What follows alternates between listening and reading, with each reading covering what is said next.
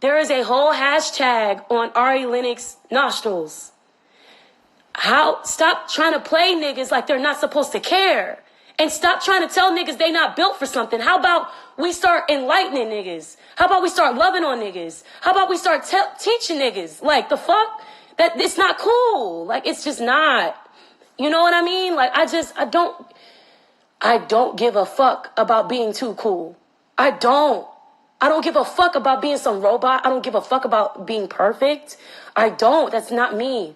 I really wish I wish life could be that simple for me, where I could be this perfect little doll baby celebrity that will never be me. I have a problem gonna fucking say that shit.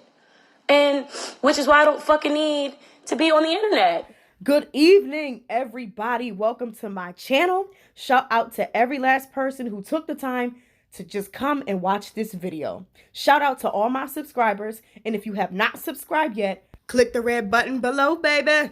All right, so as you can see from the title of this video and the clip I just showed you, I'm sure for some of you this needs no introduction, right? But for those who need to be updated on the latest dose of fuckery, all coon bop and colorist hell decided to break loose when the singers Teyana Taylor and Ari Lennox were verbally attacked online. This all started from an account user by the name of King Quasi that decided to compare them to Rottweilers for some strange reason. Let me read this post for you guys real quick. It says, Ari Lennox and Teyana Taylor's ability to have dangerously high sex appeal while simultaneously looking like Rottweilers will always amaze me. The niggadacity. This was followed by Ari Lennox's encouraging post. She was encouraging Black parents to love their children and encourage them to love themselves and to instill in them that they are beautiful despite what this world says. While there were people that supported Ari and Teyana about how they feel, there were also people who decided they wanted to join in on the fuckery fest. Now, I'm sure some people that just might be thinking like, maybe they should just brush it off because dude is just another troll, another Twitter finger, you know, trying to get famous. But that sorry excuse for a Black man said something that really was not to be taken lightly.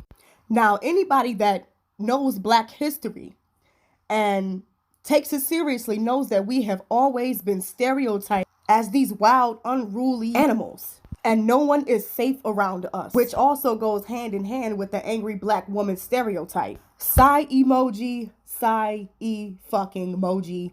Here we go again with the shit, y'all. I am so tired of the blatant disrespect towards us Black women. There is nothing more embarrassing than the torture that we constantly relive at the hands of our own Black men. Shout out to all the strong Black men who are not afraid to check somebody and let them know that they're not having it. Just like Snoop Dogg said, back to the matter at hand. It has been no secret that Black women, we are the most disrespected, disregarded, demeaned, unprotected, unloved women on this planet. For us looking like our ancestors, being the reflection of our ancestors instead of the reflection of the people who oppressed us. We've been raped, we've been beaten, we've been tortured, we've been killed.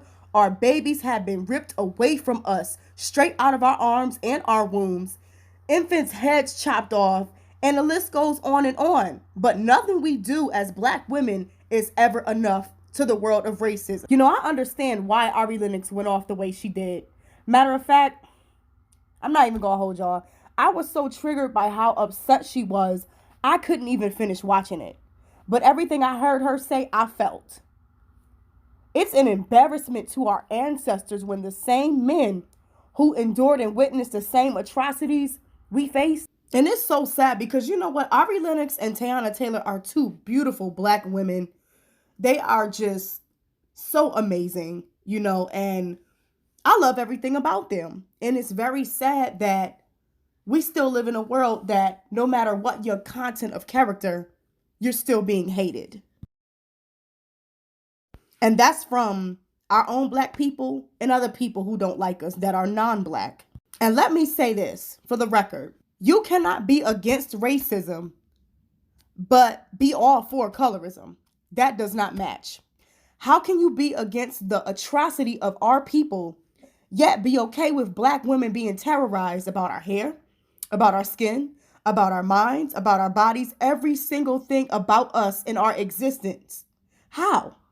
I want to know, has anybody that's listening ever listened to or read anything from the slave narratives of the Federal Writers Project? Now, it'll piss you off, of course, but please check it out because it will give so much more reason as to why Black people, we should be standing by each other tighter than ever instead of disbanding. There has been numerous times throughout the past couple years when colorism decided to show its ass, and it's been prevalent within the music industry for the world to see with no give a damn applied to achieve this style.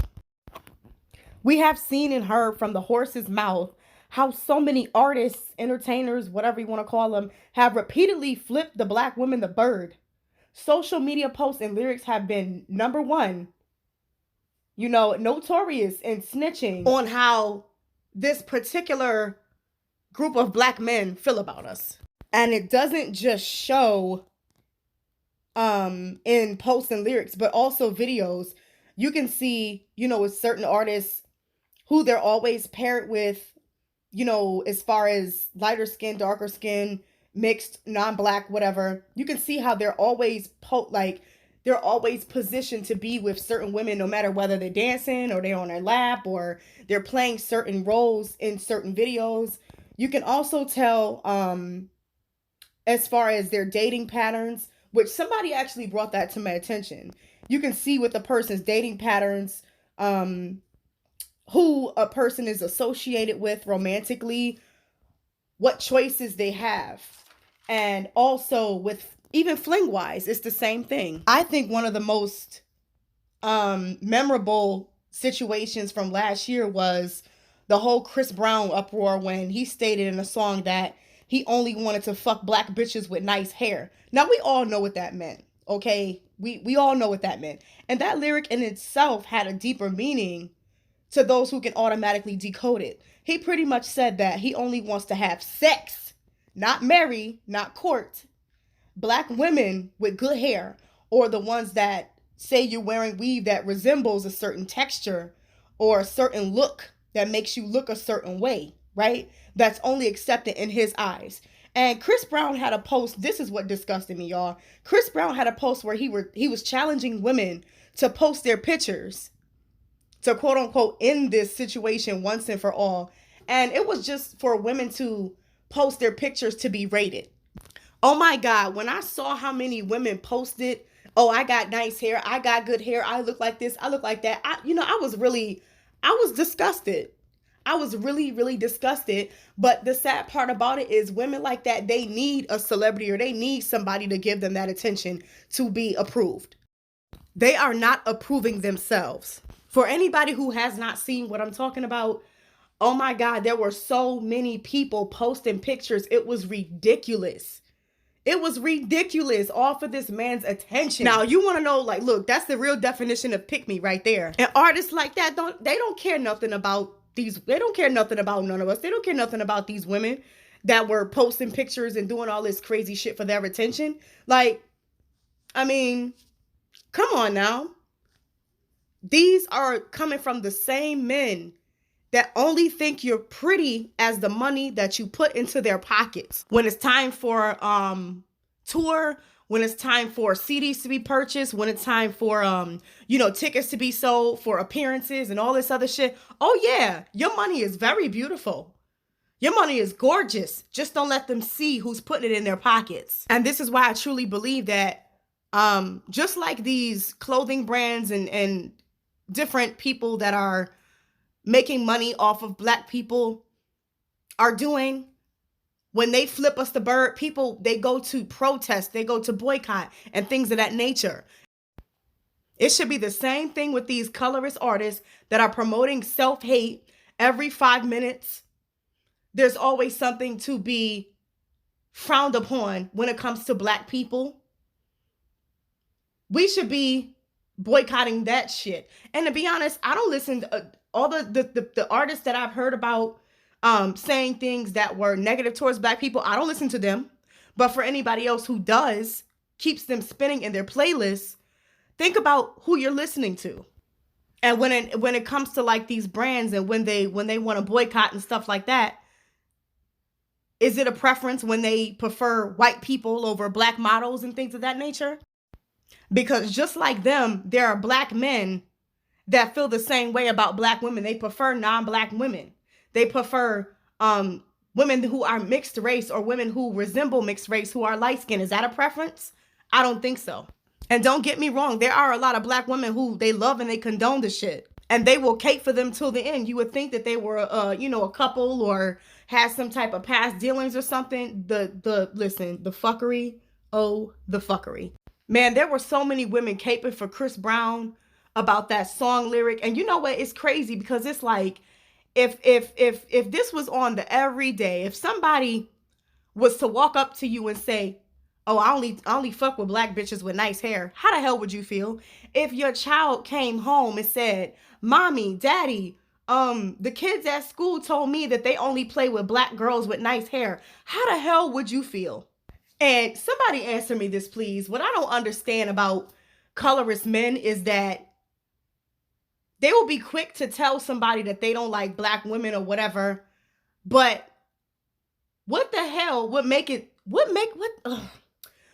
I want to know what the hell would make somebody so damn special that somebody else of another race has to like them? What is so special about you that you feel like you're obligated to be liked and liked by other races of people at that? Please understand that just like how a man can say he doesn't like black women, there's other races that can say that they don't like black men. So once again, what is so special? And I really want, if it's a colorist man in the audience tonight, think about this shit. What makes you so special? What makes you special? What makes you so different? I want to know. And it seems to me that when you really ask legit questions like this, the first thing a man says, oh, I got this, I got that. No, take all that shit away. Take all the glamour, take all the money. I don't give a damn what job you got. I don't give a damn where you live, what kind of car you drive. Take all that shit out the equation. You know, D.L. Hughley said something that really stood out to me in one of his shows. I want to say this was last year, the year before. He said, just because a person is black like me doesn't mean that they are black like me. And what that means is that just because someone is black and or of black origin does not mean that they share that same experience or that they would like to share the black experience or want to be a part of that black experience. You know how they say all skin folk ain't kinfolk, and that is extremely valid. One way that people take away from the black experience is purposely going and setting out the intent of having children with people who do not resemble black so that they can take that black from the next generations to come if they're successful at it, or act like when things are racially unjust going on in the world that they don't relate and things of that nature because they live a different lifestyle. Listen, another thing that I say all the time, there is no special shade of black. You cannot buy your way out of racism. You cannot buy your way out of colorism. You cannot buy your way out of being one of the, what do they call it? The enemy number one. No matter who you hang around, no matter what you do, you cannot get away from being black. And as soon as people stop being the damn coolest monkey in the jungle, they will realize that. One thing that I always say is that you do not need to necessarily have a sheet over your face or blackface to partake in a minstrel show. Do not get it twisted. You do not have to be white or of any other origin to be the star player of the minstrel show. Please believe it's a lot of black people who do not need white sheets to show that they are a part of a whole minstrel act, and sadly are proud of it. There's a few things that I do want to say before I end this video. Shout out to all the beautiful black kings and queens that are watching this right now. You are greatly appreciated. So for anybody who is still struggling with colorism, let me tell you something. Do not ever let this world's Eurocentric beauty standards steer you away from looking at your own. Don't let that take you away from knowing how beautiful and specially made you are. Yes, it is 2020, and Black women, we have been seen a lot more within the media, and we have become celebrated, but that's not for everybody. People are still being told that they aren't beautiful and that they're worthless every day. I would rather see you love yourself now versus loving yourself when you get older on your deathbed. And I hate to put it that way. Don't ever let this world trick you out of your power and your glory. There is power in your melanin, in your skin, your features, your DNA. I don't care what anybody says. You are special. You are gifted, beautiful, and intelligent.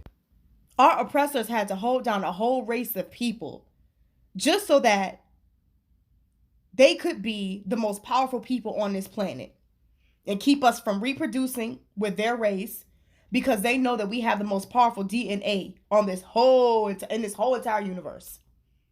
So the next time you feel inferior, look at yourself and look at your history. Look at the people that you come from. Take some time to see how beautiful and amazing we really are, even when the odds are against us. And if somebody doesn't like you because you're Black, know that you love you because you're Black and God chose you to be Black. That's something to be proud of. Okay, guys, I'm going to end it right here. Thank you so much for watching this video. I hope you guys enjoyed it. And I hope that I leave you guys with some sort of inspiration, you know. And make sure you guys stay tuned for my next video, because I got so much more coming up, all right? And like I always say, baby, don't be a stranger. Everybody have a safe and wonderful